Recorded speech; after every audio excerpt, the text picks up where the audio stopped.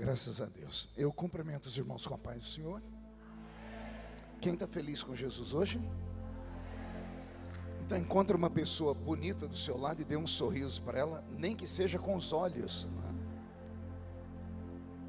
É uma alegria estar aqui nessa linda igreja nessa noite, revendo amigos, conhecendo irmãos.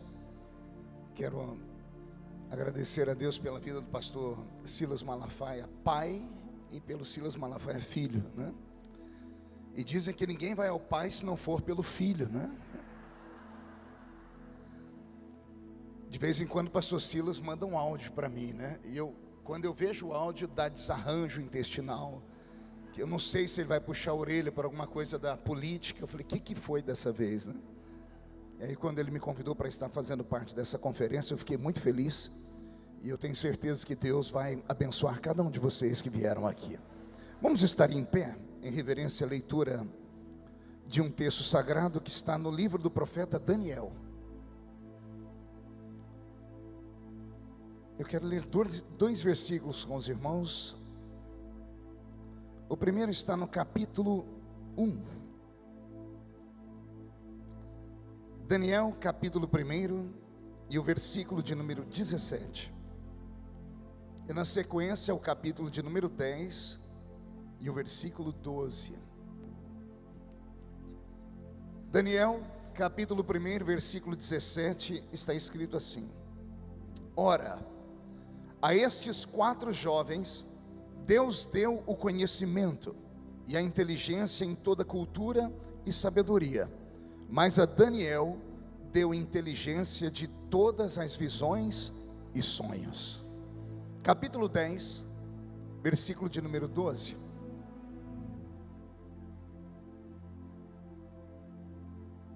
Capítulo 10, versículo 12, para parafrasear o capítulo 1. Está escrito assim: E então me disse, não temas, Daniel, porque desde o primeiro dia em que aplicastes o coração a compreender e a humilhar-te perante o teu Deus, foram ouvidas as tuas palavras, e por causa das tuas palavras é que eu vim. Feche a Bíblia, coloque no banco, na cadeira. Como nós quebramos já alguns protocolos, vamos quebrar só mais um. Pegue na mão de quem está do seu lado aí. Isso, e aperte a mão dessa criatura com carinho até ela falar aleluia. Pentecostal que não faz barulho, está com defeito de fabricação, não? Vamos orar? Pai, nós te exaltamos, nós te glorificamos, e nós entendemos que dentro de alguns minutos, e esta linda igreja ficará pequena para o tamanho da glória que o Senhor vai mandar do alto dos céus.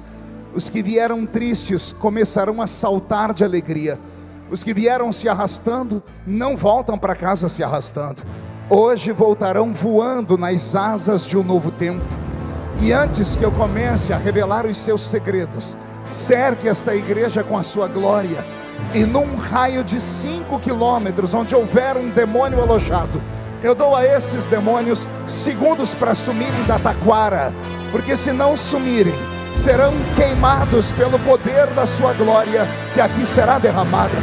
Rasgue os céus sobre nós, manda anjos de fogo descerem aqui, que estes anjos desçam, trazendo brasas de fogo nas mãos, comecem a esparramar estas brasas entre nós, e onde houver um crente cheio do Espírito Santo, pega ele nesta noite, Jesus, e mostra o caminho da verdadeira e poderosa adoração. Fala conosco, fica conosco, é o que eu te peço agora. E toda a igreja diz: os que podem, tomem seu assento aplaudindo a Jesus, porque Ele é bom, porque Ele é maravilhoso. Querida igreja, noiva do Cordeiro, simpatizantes da nossa fé, amigos que vieram de perto, de longe, que nos assistem em casa, santos obreiros que estão aqui à minha retaguarda. Pregar no livro do profeta Daniel é um desafio. Daniel é o nosso João do Velho Testamento.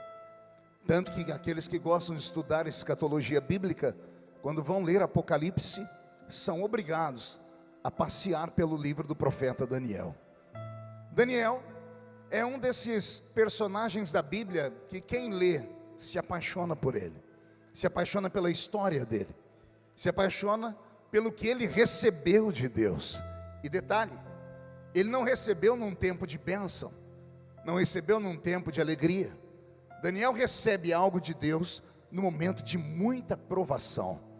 Israel vivia um momento de juízo. Diga comigo, juízo. Vivia um momento de juízo divino.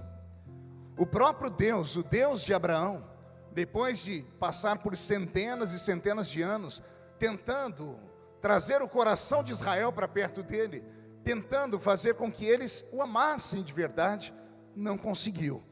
Deus sempre tinha que dividir o amor de Israel com os postes ídolos, que aqueles judeus que saíram da Mesopotâmia antiga arrastaram para dentro de Canaã.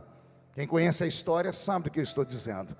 Depois do período de 430 anos, no meio da península do Sinai, aprisionados no meio do deserto, aquele Israel que tinha tudo para adorar a Deus, entram na Canaã, na terra sagrada e esperada, e ao invés de cultuarem ao Deus vivo, tiram do meio das suas roupas, dos objetos que seus velhos pais trouxeram do Egito, imagens de Baal, Astarote, Azera, Marduk, os deuses antigos daquela terra pagã. E eu imagino Deus olhando do céu e não conseguindo compreender muito bem o que estava acontecendo. Porque uma coisa é você ficar no meio do deserto e ser abandonado.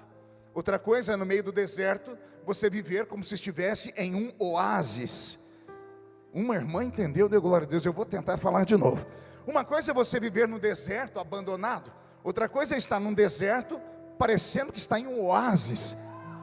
Porque o deserto para os judeus não era deserto, era um passeio. O deserto era deserto para os beduínos. Para os beduínos, durante a tarde, o sol chegava a 54 graus na sombra. Para os judeus, no meio do mesmo pico de horário, eles é como se estivessem dentro de um carro com o ar-condicionado ligado. Porque o Senhor havia colocado uma nuvem sobre eles, para que o sol não queimasse a pele deles. Para os beduínos, na calada da madrugada, o mesmo ambiente que chegava a 54 graus na sombra à tarde, fazia menos 3, 4, 5 graus. Então era para os ossos baterem, os queixos ficarem trincados. Mas para Israel, era como se estivessem durante o dia. Porque à noite, aquela nuvem que fazia sombra durante o dia, acendia um calor durante a noite. E a bondade de Deus era tão meticulosa, que o fogo que era aceso à noite não iluminava, porque senão atrapalharia o sono deles. Era um fogo que só aquecia. No deserto, onde não tem água potável, 3 milhões de pessoas, não eram 30 mil pessoas, nem 300 mil pessoas, quase 3 milhões de pessoas que ficaram 40 anos no meio daquele deserto, sem ter encanamento de água potável, nunca passaram sede. O dia que ameaçaram passar sede, Deus criou uma rocha e colocou pernas nela. O nome dela era rocha de Meribá. Depois que Moisés tocou naquela pedra, para onde Israel ia, quando olhavam para trás, a rocha de Meribá estava atrás deles. E só para os desavisados, a rocha de Meribá está aqui nessa noite. Ele diz: eu sou a fonte da água da vida.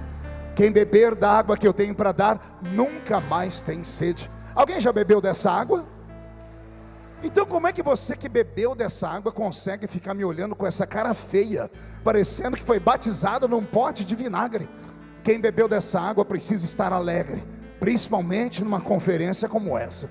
Posso ouvir mais um grito de glória a Deus? Pois bem, era esse Israel que o Senhor tirou lá da península do Sinai, os colocou dentro de Canaã, e por um período de quase 300 anos, no período dos juízes, Israel ficava levantando e caindo como um bêbado. Caíam aos pés do Senhor em oração quando Deus autorizava que os heveus, heteus, girgazeus, os cananeus e todos os eus daquela época viessem contra eles em juízo.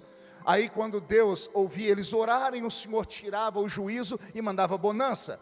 Quando vinha a bonança, que eles podiam adorar a Deus, eles trocavam a Deus por causa de Baal, e ficavam nessa história, levanta e cai, por quase 3 séculos. Então aprove a Deus levantar profetas maiores e menores, para dizer a eles: chegará um tempo em que vocês vão me procurar e não vão me achar.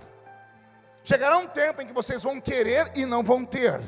Chegará um tempo em que eu vou tirar vocês dessa terra e vocês serão escravizados. Daniel vive neste período, no período em que a paciência de Deus se esgotou, no período em que o cálice da ira de Deus foi derramado. Então Deus permite que o rei de Babilônia venha contra o povo judeu e não apenas o humilhe, não apenas o prenda, mas destrói todas as suas bases. A principal base do povo hebreu não eram os seus palácios, mas era o seu templo, o seu santuário.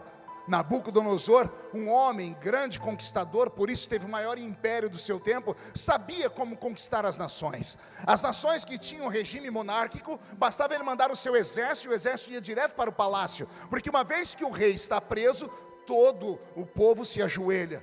Mas Israel não era um reino monárquico, era um reino teocrático. E ele estudou muito bem a tradição e a cultura dos hebreus. E ao invés de mandar os seus soldados para o palácio de Israel, ele manda para o santuário. E lá no santuário ele assassina todos os homens que ali trabalhavam, todos os sacerdotes e levitas que faziam parte do culto do santuário. E nesse período, depois que os sacerdotes são assassinados, a fé de Israel se esmorece. Eles perdem a força, porque no coração deles, se Deus não protegeu a casa dele, a casa deles também não será protegida. E aí Israel é arrastado para dentro de Babilônia no século VI a.C.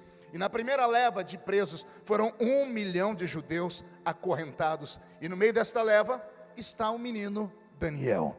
Junto com ele seus 3 primos, Ananias, Misael e Azarias, que a igreja insiste em chamar de Sadraque, Mesaque e Abidnego.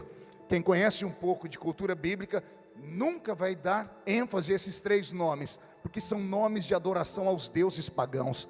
Os nomes dos hebreus eram nomes de adoração ao Deus vivo. Daniel, Ananias, Misael e Azarias são selecionados no meio da leva de 1 milhão de hebreus, porque são meninos que vêm da aristocracia. Eles têm sangue azul, eles são letrados, eles conhecem ciências, eles conhecem astronomia, porque era isso que se estudava no Oriente Médio.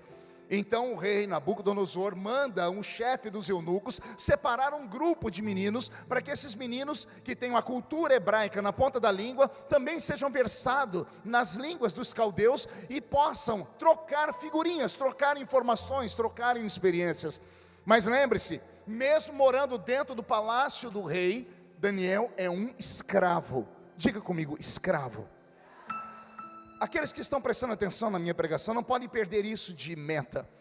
Não pense que Daniel era privilegiado por ser da aristocracia. Ele continuava sendo escravo. Quem conhece um pouco de história dos hebreus vai descobrir que quando a Bíblia diz que Daniel comia das iguarias da mesa do rei, ele não comia das iguarias parcelas, ou da mesma iguaria que o rei comia. Ele comia do que sobrava da mesa do rei, porque ele era só um escravo. Escravo não pode esquecer o que é.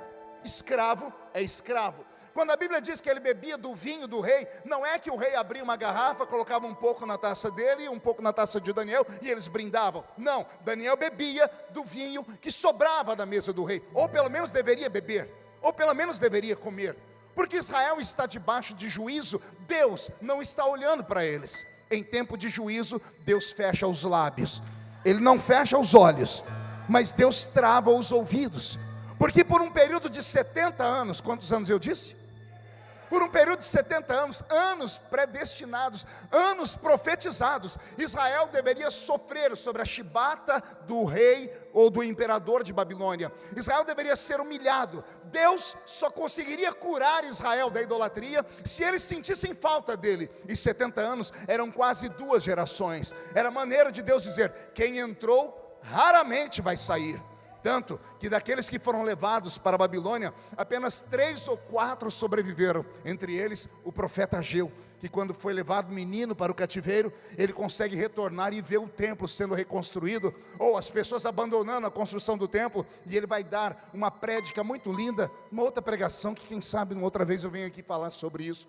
Mas a maioria dos que foram levados para dentro de Babilônia, morreram ali, porque Deus queria purificar aquela geração, e Deus queria que a geração aprisionada ensinasse a geração que nasceria ali, que eles nunca poderiam trocar Deus por um quimba de cigarro fumado, não deveriam trocar Deus por uma pedra, não deveriam trocar Deus por qualquer coisa que seja, porque os ídolos daquelas terras pagãs tinham olhos, mas não viam, tinham ouvidos e não ouviam, tinham boca e não falavam. O Deus de Israel vê, fala, ouve e faz. Ele faz, Ele é grande.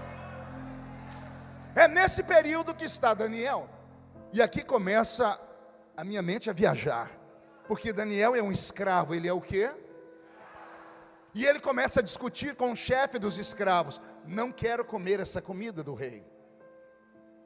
E aí imagina os outros escravos ouvindo, dizendo assim: você está ouvindo o que você está falando? Eu estou dizendo que eu não vou comer essa comida. Você não vai comer por qual motivo? Porque esta comida é consagrada a ídolos, e o meu Deus não permite que eu coloque isso na minha boca. E alguém deve ter dito a ele: que Deus? O Deus que deixou seu pai e a sua mãe ser assassinado? O Deus que deixou Jerusalém ser queimada? Você sabe por que a Bíblia fala que Jerusalém foi queimada? Porque nos tempos de glória do rei Salomão, algumas ruas de Jerusalém eram pavimentadas com ouro, bronze e prata. As 12 portas da muralha, elas tinham engates de ouro, prata e bronze. Todos os imperadores que vinham em Jerusalém, eles queimavam para que a prata, o ouro e o bronze fosse derretido e colocado sobre carrinhos, e os burros levassem embora. Por isso Jerusalém foi queimada, não só uma vez, mas 27 vezes ao longo da história.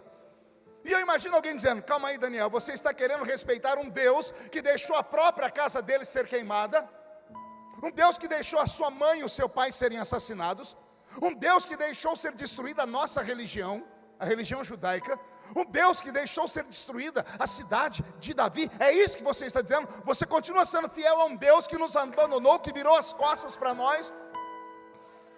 Eu imagino Daniel dizendo: não importa o que estamos vivendo, o que foi plantado aqui dentro é que eu devo adorar a esse Deus, quer seja na montanha, quer seja aqui no vale.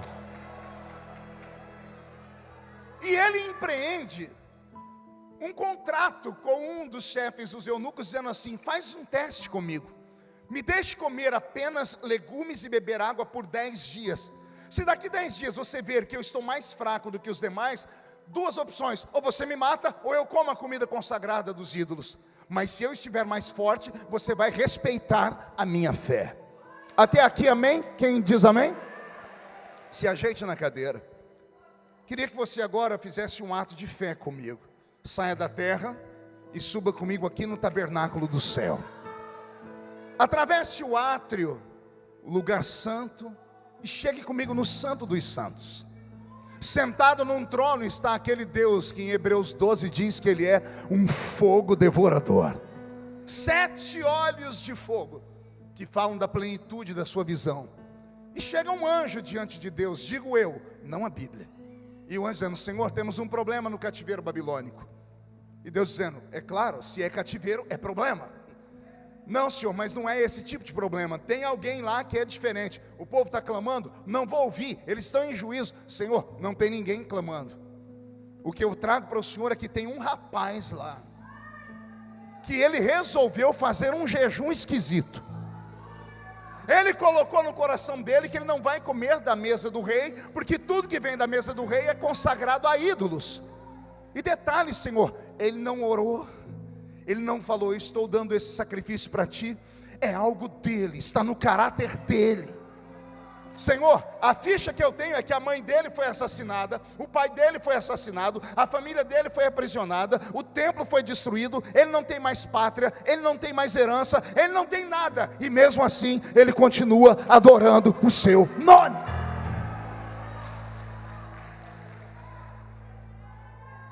No livro de Jó, a Bíblia diz que Jó provocou Deus. Quando eu vejo Daniel fazendo isso aqui, eu vejo um garoto, não sei se ele fez de cabeça pensada, pastor Silas, ou se foi algo inato. Ele acabou provocando Deus, porque ninguém ganha de Deus em generosidade.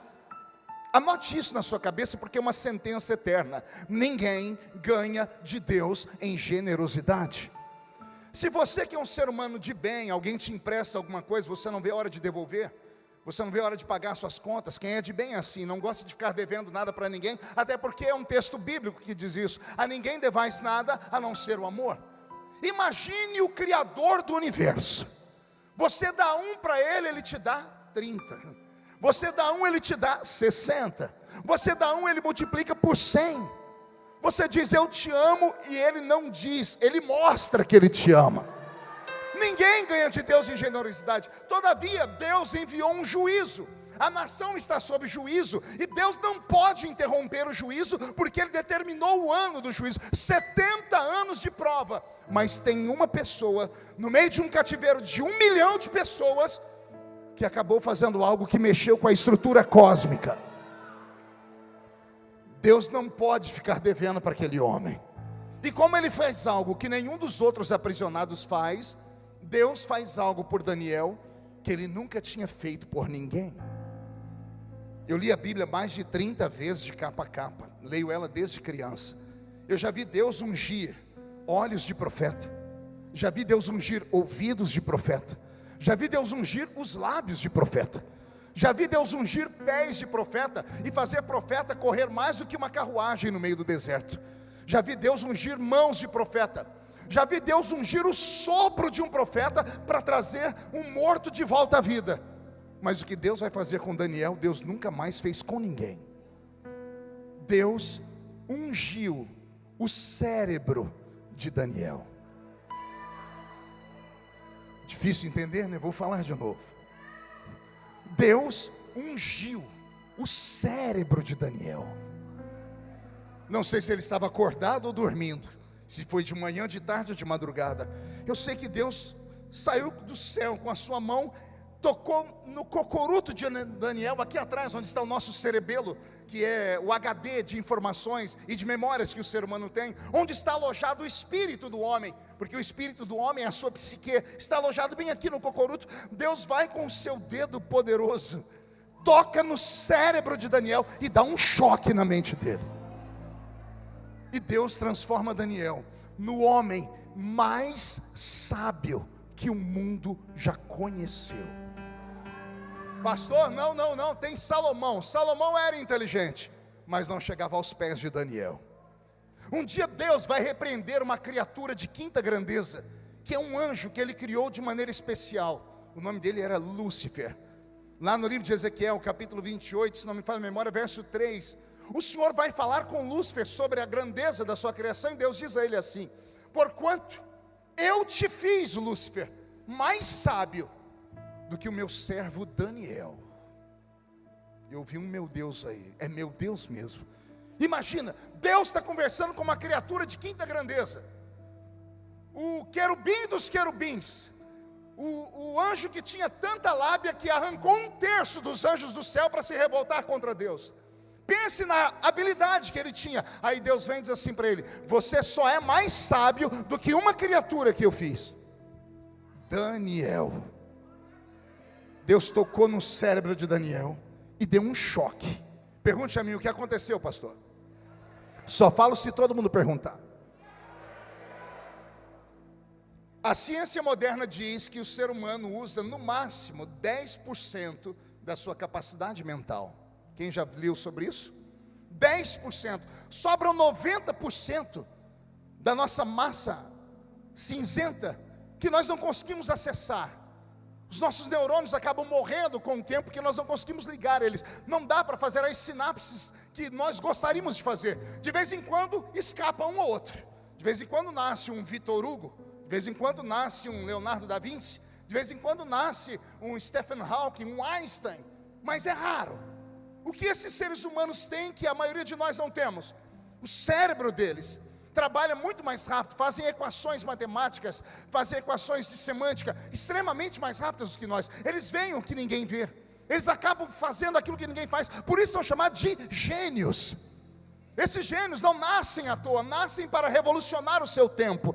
E já me subiu um arrepio no alto da coluna aqui. Porque já que estamos no primeiro dia da conferência Romper, e sempre no primeiro dia eles trazem o pregador mais ruim, né? É porque o restante, os melhores, vem depois. Então hoje é só para te deixar com água na boca. Eu estava vindo para cá e o Senhor falou para mim: filho, avise o povo que eu vou romper. Eu falei: o Senhor vai romper com o quê? Vou romper com a normalidade da vida deles. Eu vou fazer nessa noite o que eu fiz no passado. Eu não vou ungir os ouvidos, nem os olhos, nem a boca, nem a carteira deles. Eu vou ungir o cérebro desse povo. Eu vou colocar o meu dedo na massa cinzenta deles e vou despertar. E quando o cérebro deles começar a funcionar além da normalidade, ninguém mais vai segurar esse homem, ninguém vai mais segurar essa mulher. Eu quero saber se alguém acredita nessas loucuras de profeta. Então não dá um grito não, por favor, dá um berro de glória a Deus aqui nesse lugar.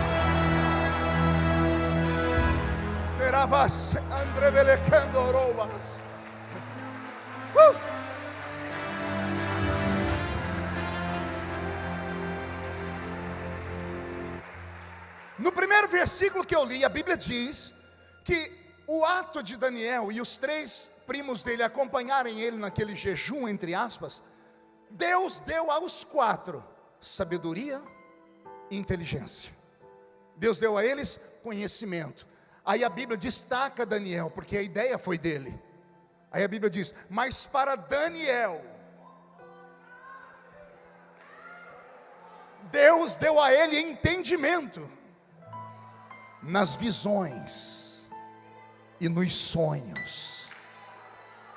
Deus deu a ele entendimento naquilo que até Freud tem dificuldade para explicar, que é um mundo paralelo ao mundo normal.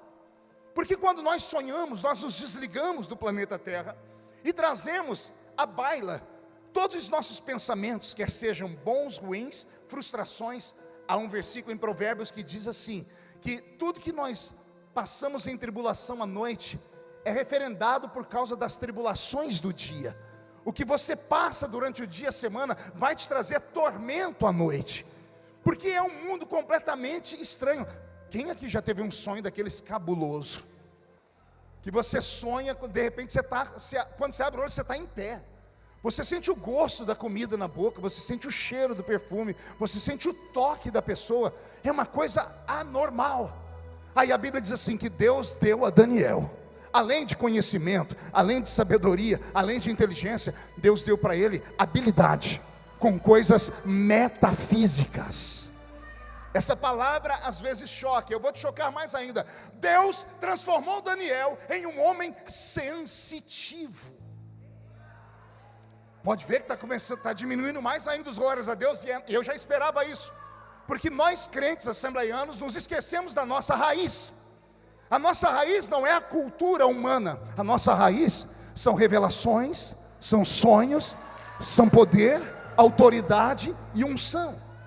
Quando a igreja de Corinto, uma igreja habilidosa, criada por gregos que tinham habilidade com filosofia e todas as ciências do mundo antigo, foram dizer para Paulo, quando você veio aqui e fundou esta igreja, nós só cremos em você por causa das palavras que você falava, você era muito sábio. Paulo os repreendeu dizendo, quando eu fui ter convosco, nada do que eu vos falei foi em sublimidade de palavras de sabedoria humana. Eu fui ter convosco e convenci vocês por causa da unção, por causa da graça, por causa da glória, da revelação e do poder de Deus que há em Jesus Cristo. Quando eu vejo Daniel receber estas habilidades extrasensoriais, agora não teve glória a Deus nenhum. Você viu que começou a diminuir? Porque essas palavras chocam e ferem os nossos ouvidos modernos. Porque todas as vezes que vocês ouvem essas 3 palavras que eu falei aqui, sobre coisas metafísicas, extrasensoriais, ou alguém sensitivo, você já lembra do Centro Espírita na Mesa Branca, lá do Allan Kardec. Ou você lembra do último filme, ou da última série que você assistiu na Netflix, sobre coisas paranormais. Ou você se lembra de coisas que você ouviu falar lá da Umbanda. Você só se lembra de Zé Pilintra, Zé Pilantra, Exu Caveira, Tranca-Rua, Preto Velho, e esse povo todo. E você se esquece que a origem está em nós. Vou falar de novo. Nós somos o poder original. O diabo só faz imitação barata. Vou falar de novo. Quando você vê alguma coisa acontecer em um terreiro de feitiçaria, tudo que acontece lá é mera imitação do que um dia nós já fomos aqui. Ah, pastor, mas lá descem espíritos, e aqui não desce não. Tem um espírito que, além de descer, ele veio morar dentro de nós. E ele é diferente dos espíritos que descem lá naquele terreiro. Os espíritos que descem naquele terreiro só descem sobre cavalo, e cavalo só sabe dar coice. O espírito que desce aqui, desce sobre ovelhas, ovelhas do pasto do sumo pastor. Roberto, mude a música para mim, filha. Deus deu ao homem natural 5 presentes. Nós chamamos esses presentes de habilidades ou de sentidos.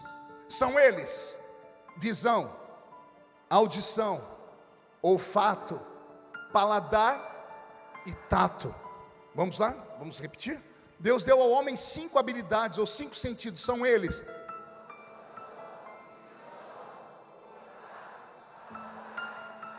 para que servem os 5 sentidos?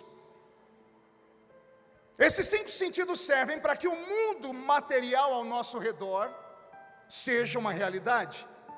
Quando eu cheguei aqui hoje na igreja de Taquara, o pastor Silas me deu um abraço, e quando ele me abraçou, eu senti o cheiro do perfume dele, graças ao meu olfato. E ele não usa perfume do Avon. Deus livrou a gente daquela porcaria do almíscar. Aquele é um perfume que o anticristo vai usar na grande tribulação, para os desviados que ficaram. Deus deu um livramento. É um perfume fora do normal. Por que eu senti o perfume? Por causa do meu olfato. Eu só enxerguei a roupa bela que a pastora Raquel está usando por causa da minha visão. Eu só me alegrei nos louvores aqui que foram cantados e tocados por causa da minha audição. Eu só sinto a densidade desse púlpito por causa do meu tato. E no fim do culto, em nome de Jesus, porque aqui não vão me tratar igual anjo. Os irmãos convidam a gente, fala, pode vir que nós vamos cuidar do irmão igual cuida de um anjo. Anjo não come, não dorme, não descansa, não toma banho. Não. Vou ser tratado como ser humano. E aí eu vou experimentar uma boa comida por causa do meu paladar. Então escute, 5 sentidos para que o mundo físico seja real. Repita comigo esta frase: 5 sentidos para que o mundo físico seja real. Por favor, não caia da cadeira e não me chame de herético. Para alguns seres humanos, Deus deu um sentido a mais.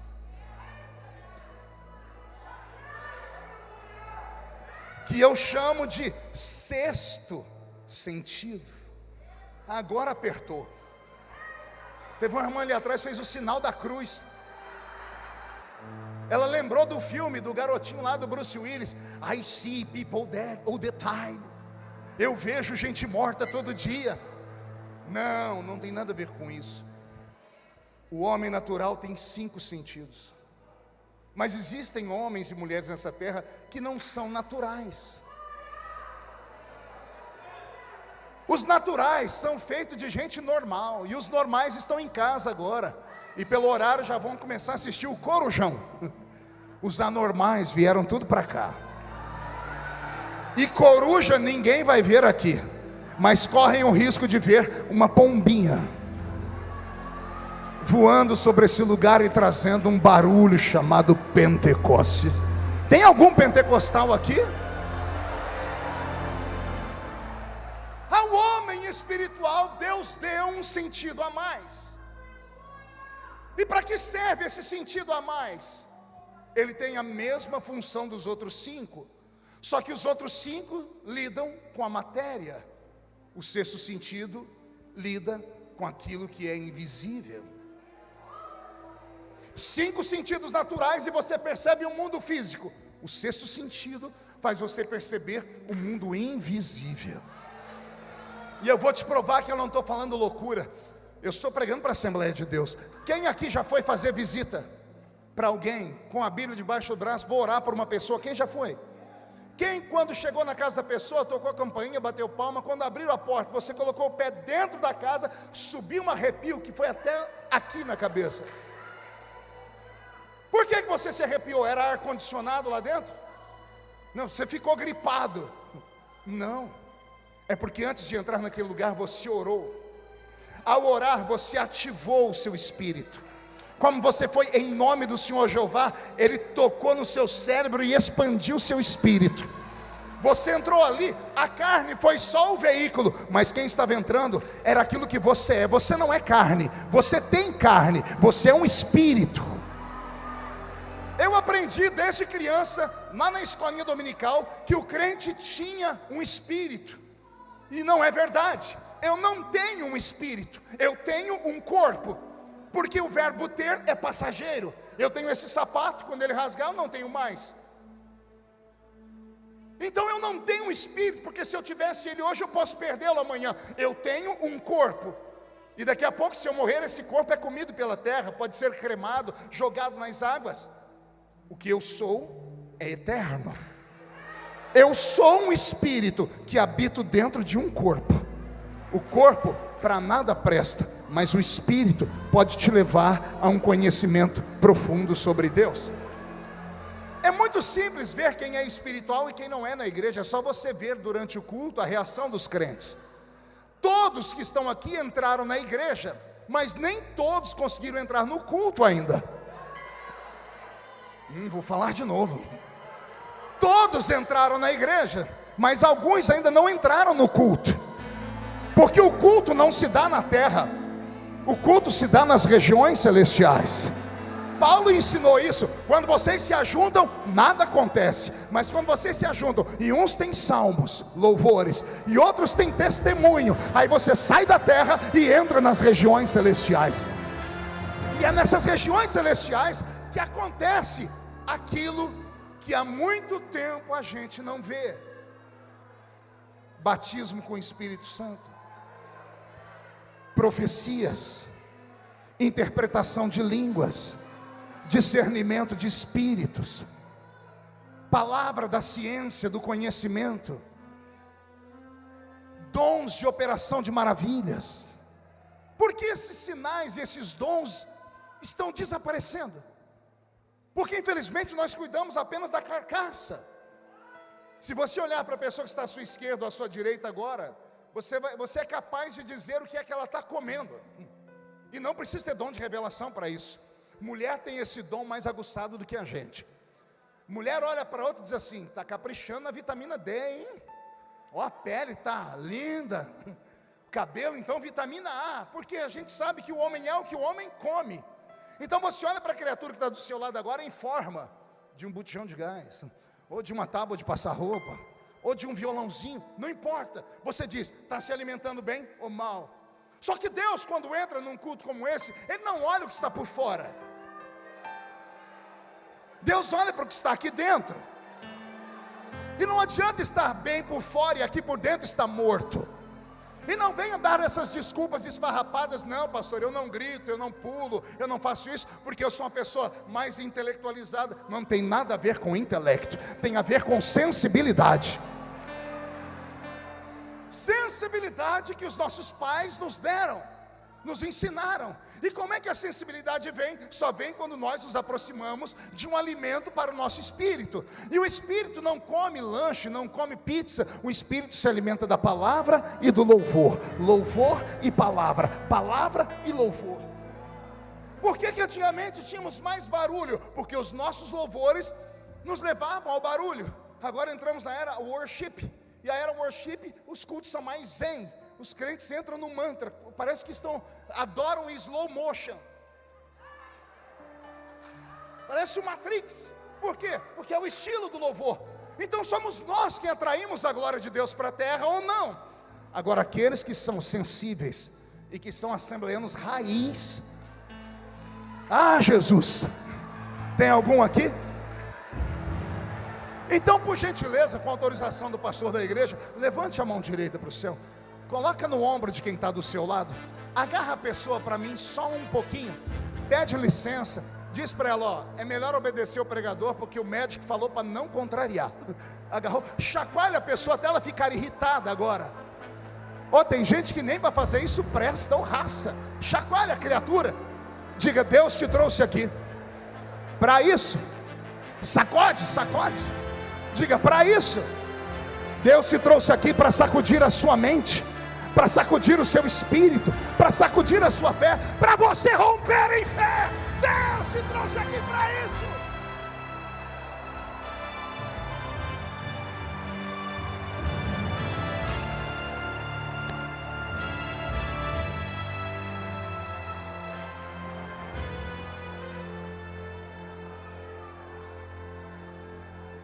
A Bíblia diz que aquele que é espiritual não é discernido por ninguém, mas ele discerne tudo.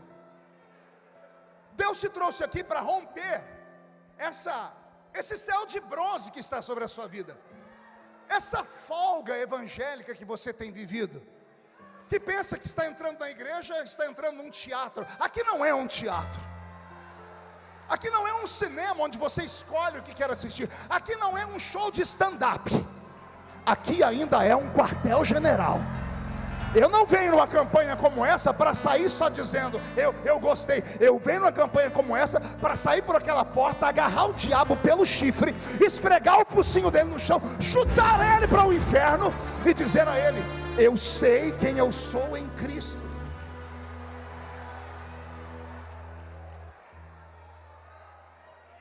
Imagine o que Deus pode fazer nessa noite aqui.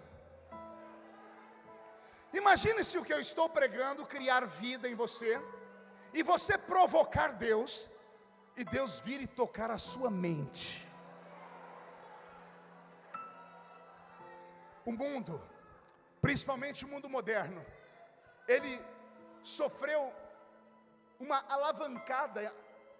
A tecnologia, da noite para o dia, fez morrer muitas profissões e fez nascer profissões novas, tanto que a nossa geração tem dificuldade para lidar com isso. E esse mundo moderno só foi mudado por causa de ideias. Diga comigo, ideias. Ideias que geralmente não nasceram em grandes centros, em grandes universidades, nasceram em garagens de carro, como a invenção do Google, como a invenção do Waze. Eu descobri dia desse que o Waze foi criado por um judeu, na verdade 2 meninos judeus, brincando. Ideias. Uma ideia fez esses meninos ficarem bilionários da noite para o dia. É sobre isso que eu estou falando para o ano de 2022, para a sua vida. Porque se você for fazer um cálculo da sua história, você não precisa que Deus abra uma porta, você precisa que Deus mude a sua história. Quer ver? Quem aqui tem filhos? Quem tem mais de um? O bom assembleiano não cria família, cria tribo, né? Ninguém abaixa a mão, é um monte de filho. Quem quer que os seus filhos terminem os anos na melhor faculdade do Rio de Janeiro? Então tem 2 notícias para você. A primeira é, se o seu filho não for um gêniozinho, você está perdido. Porque você vai ter que mandar ele para uma universidade privada. Você sabe quanto custa estudar um filho hoje? De 5 a 6 anos em uma faculdade? No mínimo, R$300 mil. Quantos filhinhos você tem? Multiplica por 300 mil. Você é bom de cálculo? Põe num cantinho da cabeça aí. Quem aqui quer morar numa casa bonita? Num apartamento chique? Qual o valor da casa que você quer morar? Um ali levantou 5. Minha casa, minha vida. Sonha grande pelo menos. Quem quer morar numa casa grande? Qual o valor? Qual o valor? Isso. Você é bom de matemática? Soma aí a faculdade dos filhos mais o valor da casa. Qual o valor do carro que você quer ter? Teve um ali que fez assim, é Fusca, miserável. Não, é 2 milhões, é um Tesla, entendi, Tesla, 2 milhões. Some o valor do carro, da casa e do estudo dos filhos. Qual é a sua dívida hoje? para você se ver livre das dívidas. Quanto você precisa? Não me fala, porque senão eu vou desviar. Soma tudo. Você é empresário, microempresário, quanto você precisa para dar um upgrade na sua empresa? Soma também. Somou tudo, dá um subtotal. Divide pelo salário que você ganha por mês. Você vai ter que trabalhar quanto tempo? Jesus vai voltar. Nós vamos para as bodas do Cordeiro. A gente vai voltar com Jesus lá em Jerusalém, e Ele sobre o Monte das Oliveiras. Ele vai instalar aqui na terra o reino milenar dele. E depois de 1000 anos você ainda vai estar pagando as contas. Então você não precisa de uma porta aberta, você precisa romper. E como é que eu vou romper, pastor? Só tem um jeito: é Deus tocar o seu cérebro, e Deus te dá uma ideia. Você não precisa de 2, não precisa de 3, uma única ideia, e a sua vida muda da noite para o dia. Vou repetir: se Deus visitar você na calada dessa madrugada e te der uma ideia, aqueles que até hoje te olharam de cima para baixo para te enxergar depois de amanhã, vão ter que comprar um par de binóculos, porque você vai estar voando acima das nuvens. Se alguém acredita nisso, rompe num barulho de glória.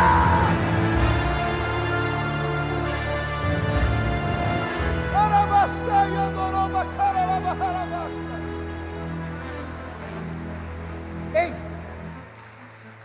pode parecer loucura, alguns podem até dizer que eu estou abusando das suas emoções. Deixe os incrédulos sempre darão uma desculpa.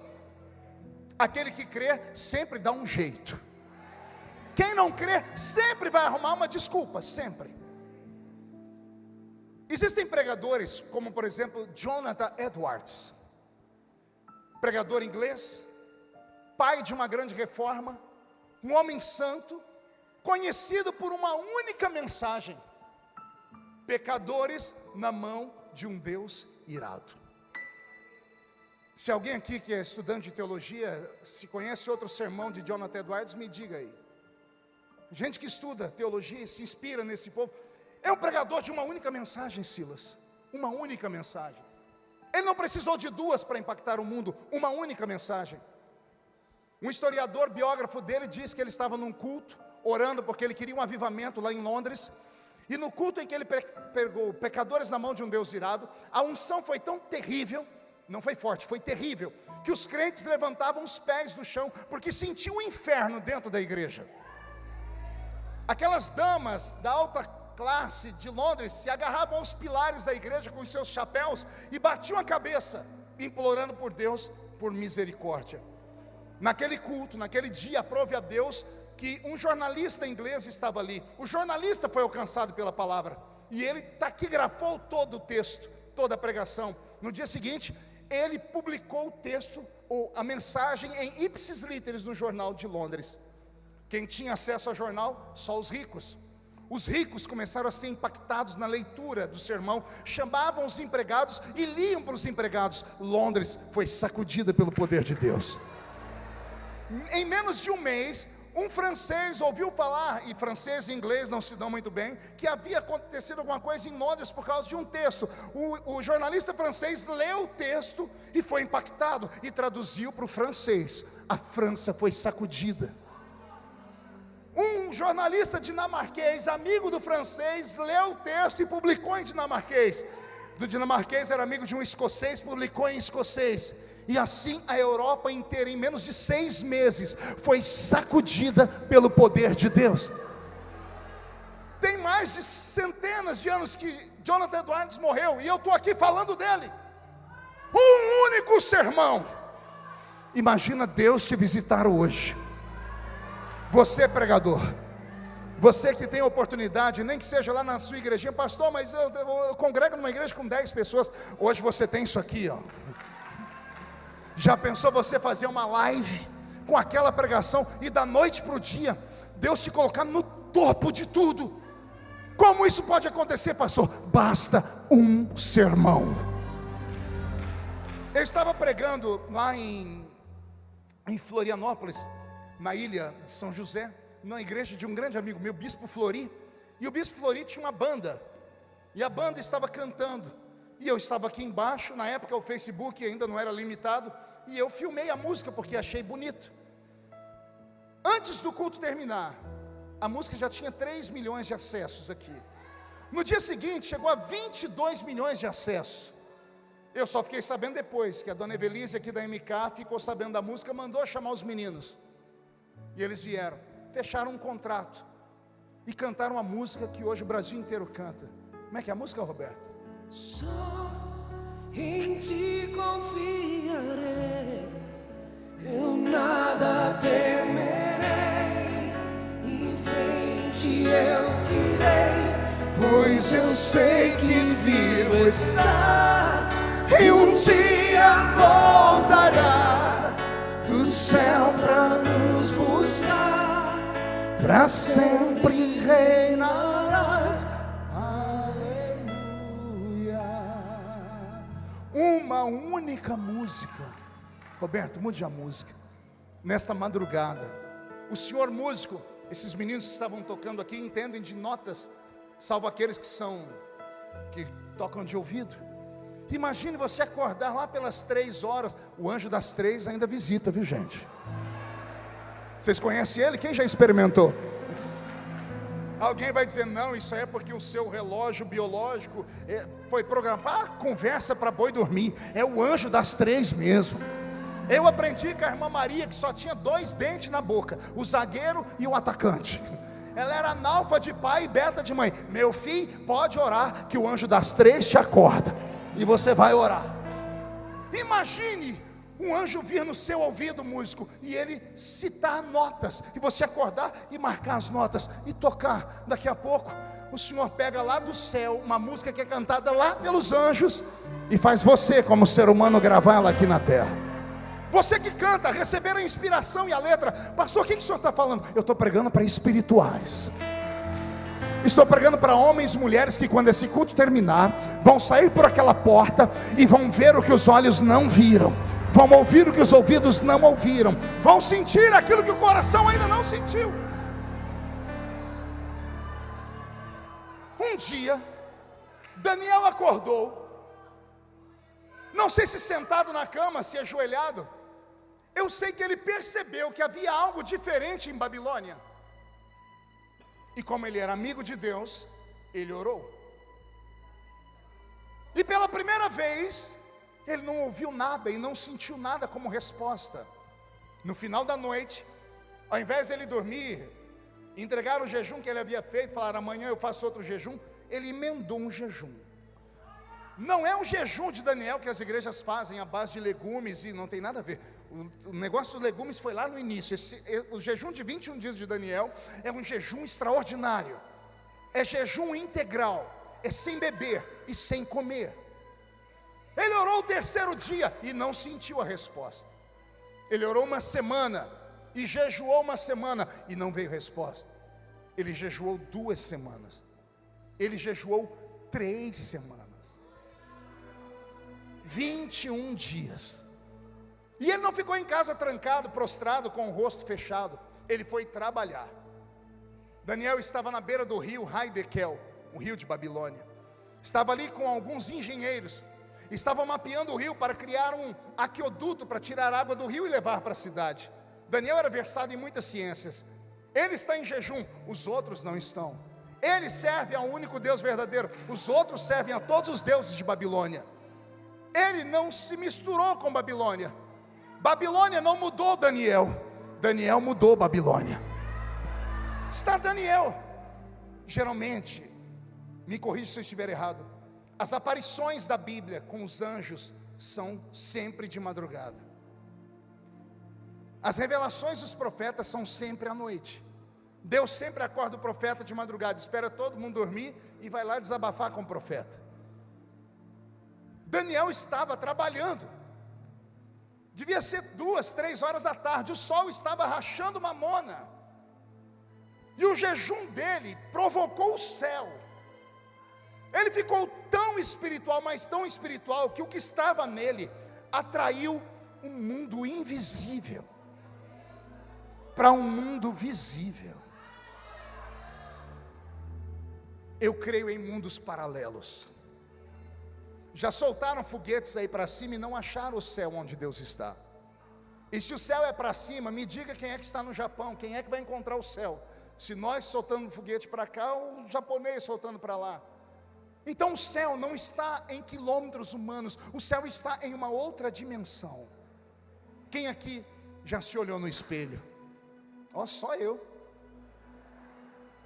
Quem aqui um dia de noite, música de filme de terror, Beto? Quem aqui, em uma madrugada, chega até eu, estou com medo. Se acordou, passou perto do espelho, quando olhou, subiu um calafrio. Já aconteceu com alguém? Aleluia não, irmão, é misericórdia. Eu estava pregando há pouco tempo atrás, lá no Pará, e numa população ribeirinha, à beira do rio. Os irmãos sentam na hora de comer, não tem televisão, não tem internet, só conta história. E aquelas histórias de curupira, boitatá, o homem de borracha, umas coisas, e a gente só escutando. Aí me colocaram num quarto, e eu deitado aqui, na minha frente tinha um espelho. Eu deitado, cabeça coberta, eu abri o olho, lá estava um homem do outro lado me olhando. Eu não sosseguei enquanto eu não levantei e virei o espelho para a parede. Não tenho vergonha de contar. E pior, que não foi só eu não. Tem uma outra criatura aqui, que estava no quarto do lado. De manhã ele falou: pastor, eu virei o espelho para a parede. Eu falei: você está perdoado, porque eu também virei. Espelho é uma coisa tão interessante, que criança pequenininha chega na frente do espelho e lasca um beijo. Vai me dizer que você nunca tentou beijar o espelho? Quem tem coragem de dizer? Só que não, que aqui é tudo importante, mas não é da roça. Porque espelho é algo extraordinário, tanto que um escritor europeu criou uma fábula chamada Alice no País das Maravilhas. Alice no mundo dos espelhos. A menina olha o espelho e ela vê um mundo lá dentro. Só que diferente de nós, ela conseguiu atravessar o espelho. E ela foi para uma outra dimensão. Há um mundo paralelo ao nosso. É como se fosse um espelho. Só que nós não conseguimos atravessar ele. Por quê? Porque é um mundo invisível. É um mundo metafísico. É um mundo etéreo. Porque ele é translúcido. É um mundo eterno. E a carne humana é proibida de ir para lá. Mas quando o crente começa a jejuar demais, se não houver acompanhamento, ele fica inclusive louco. Porque aí os psicólogos vão dizer que começa a faltar algumas substâncias no corpo e a pessoa começa a ter visões. E ela começa a ver aquelas loucuras, e aí vão chamar a gente de esquizofrênicos. E o pentecostal é esquizofrênico. Porque o esquizofrênico é aquele que vê o que ninguém vê, escuta o que ninguém escuta, e sente o que ninguém sente. Você vê uma pessoa, eu estou tendo visão, já manda ela lá para o psicólogo. A pessoa começou a ouvir voz. Você nunca viu a propaganda da Igreja Universal na rua? se você ouve vozes, venha para a sexta-feira, não sei do que. As pessoas correm, porque ouve voz. A pessoa que ouve voz, ou para nós, é louca. Se você lembra, não é, ela é louca, é esquizofrênica. Aí Paulo escreve a carta aos Coríntios, tinha que ser para os Coríntios, né? Primeira carta de Paulo aos Coríntios, capítulo 2, verso 9, ele diz: aquilo que os olhos não viram, que os ouvidos não ouviram, que não subiu ao coração do homem, é o que Deus tem reservado. Não é para qualquer um não, é só para aqueles que o amam.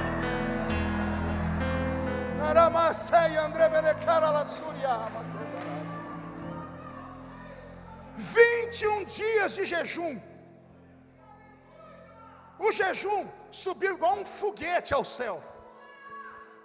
Digo eu, não a Bíblia. Deus está sentado no trono, cuidando, talvez no planeta Terra, 700, 800 milhões de habitantes naquela época. No mundo inteiro, Deus tem que cuidar de tudo, porque Ele é Criador. Ele é pai de alguns, mas é criador de tudo e de todos. Ele tem que cuidar da natureza, do oceano, do oxigênio, do ser humano. Ele tem que criar de tudo. Deus dá uma ordem a um anjo, esquece, porque Ele é imperador, é soberano. Soberano manda e quem tem juízo tem que obedecer. 21 dias atrás, Daniel orou e Deus chamou Gabriel. Vai e leva a resposta para Daniel. E aqui eu fico mais apavorado ainda, porque desde criança me ensinaram que qualquer anjinho dá um coro em qualquer demônio. E aí vem Gabriel, um anjo de quinta grandeza. Na Bíblia católica ele é chamado de arcanjo.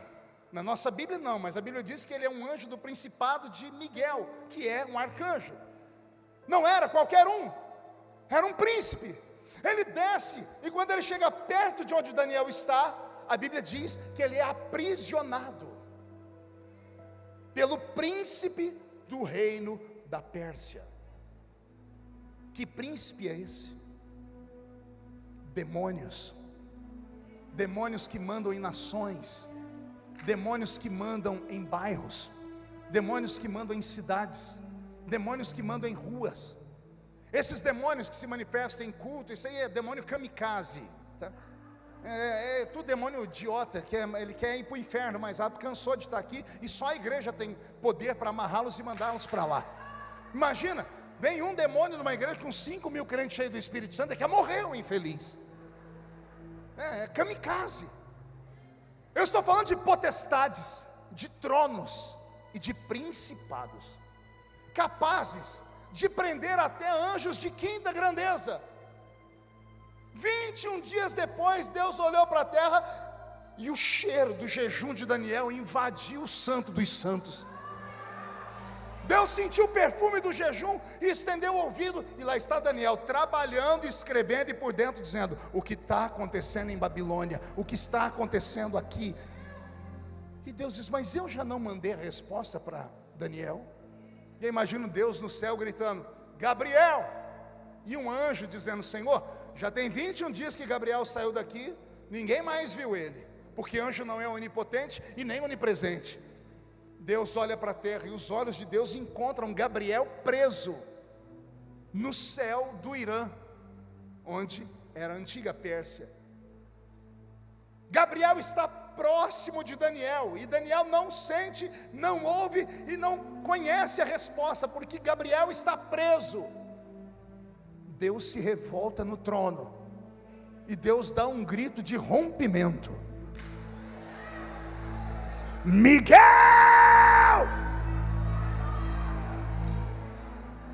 E lá vem Miguel, espada de fogo na mão. Miguel não é ministro de relações, Miguel é ministro de guerra.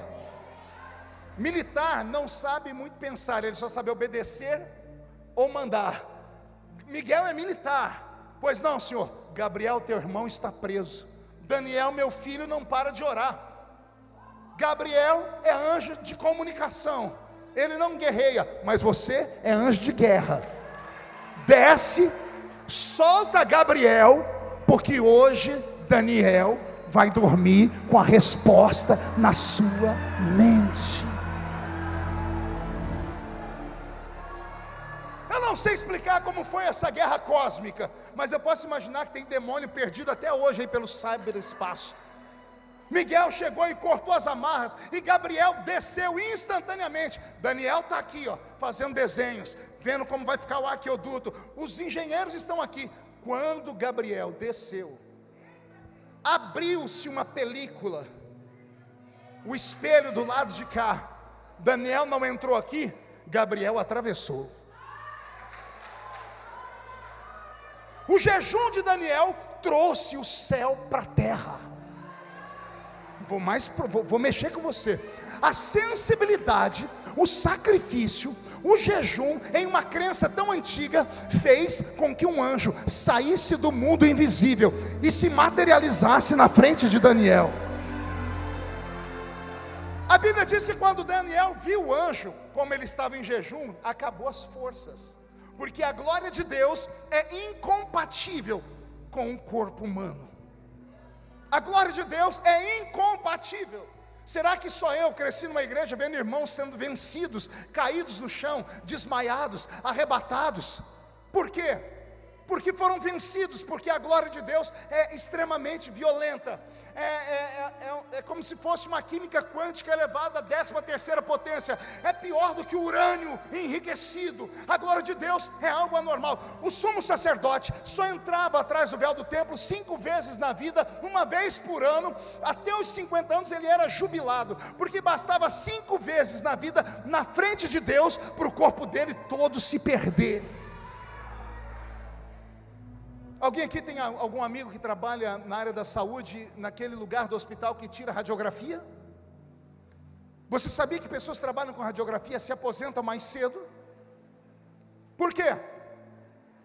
A radiação, quando entra no corpo deles, vai criando osteoporose, vai destruindo células.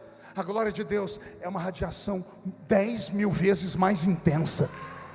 Por isso, deixa eu te dizer, quando você vê Deus se manifestar na vida de um crente, se você tiver o dom de discernir espíritos e ver que é meninice, vai lá com carinho e corrige. Mas se você não tem o dom de discernir espíritos, não toca nele. Vou repetir. Se você não tem o dom de discernir espíritos, deixa a criatura lá. Você pode estar tocando numa bomba atômica, você pode estar enfiando a mão numa caixa de marimbondos, porque essas pessoas estão sentindo algo que você não pode explicar. Você acha mesmo que eu grito aqui porque quero? Ah, pastor, eu já li sua história, o senhor era cortador de cana. Isso, eu sou estudado, eu me comunico em 3 idiomas, eu escrevi 22 livros e uma enciclopédia, eu sou uma pessoa que conhece um pouquinho das letras, eu debato qualquer tipo de assunto. Mas quando eu estou num púlpito e a glória de Deus desce, eu não grito porque quero, eu sou obrigado a gritar. É uma energia, é uma graça. O corpo começa a arrepiar, vem uma coisa valente, a perna começa a tremer. O que é isso, pastor? Nós chamamos isso de poder do Espírito Santo. O que está faltando para você é isso, criatura.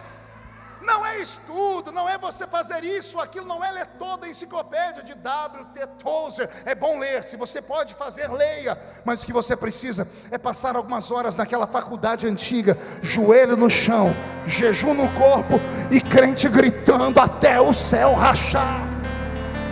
A sua oração foi ouvida desde o primeiro dia.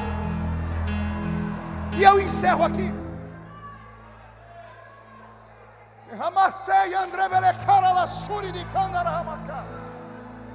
A sua oração foi ouvida desde o primeiro dia.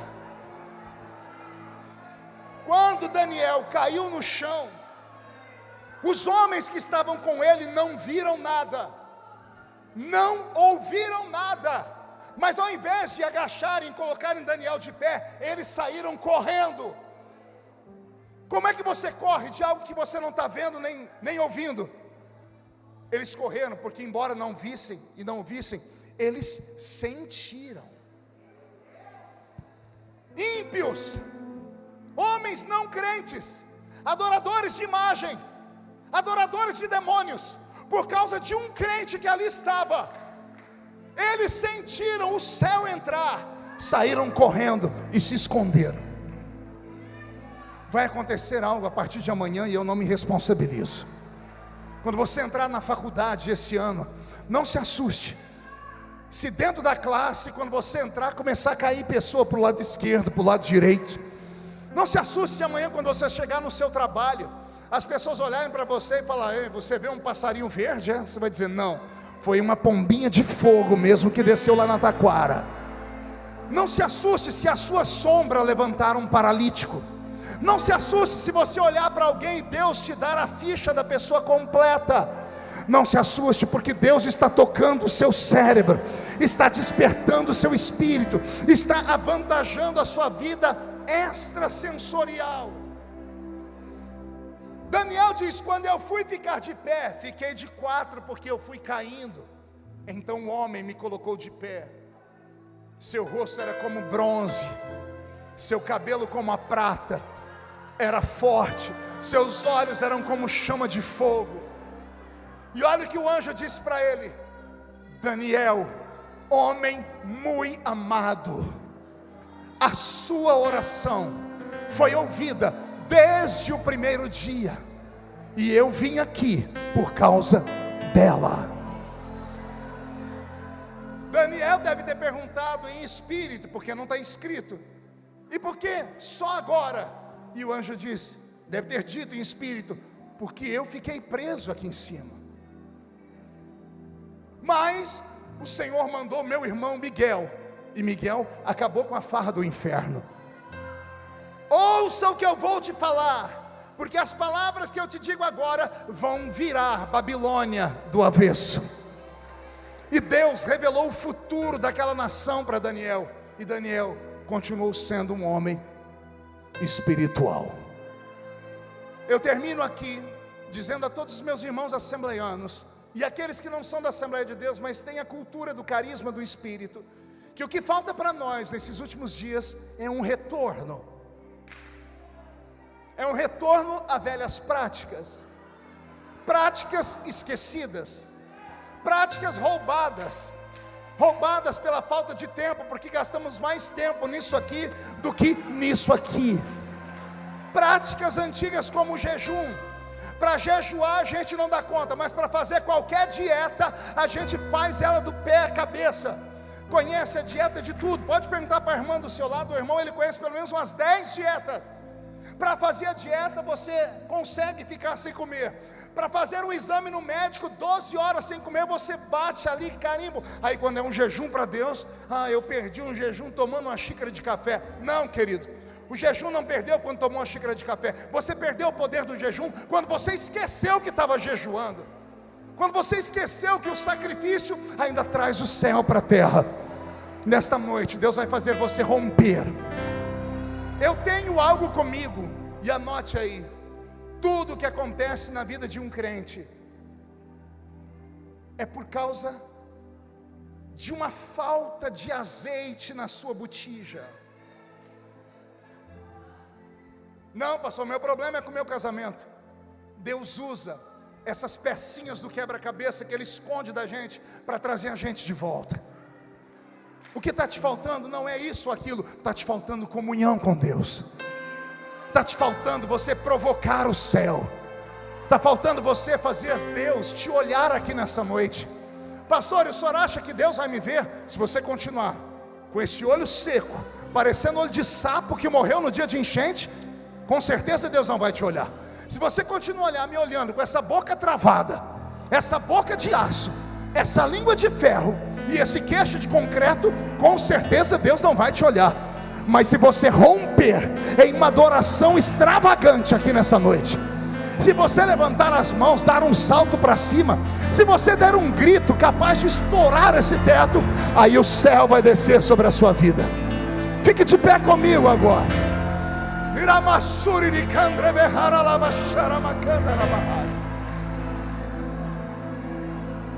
Feche os olhos. Nós precisamos para o ano de 2022 um avivamento que nos faça romper. Tem um homem na Bíblia, pastor Silas, que eu sou fã dele, Moisés. Moisés só começa o ministério dele porque ele viu a glória de Deus numa sarça. Se aquela sarça não fumega, Moisés não tinha tido aquele ministério. O ser humano precisa ver, precisa experimentar o sobrenatural para crer na missão dele.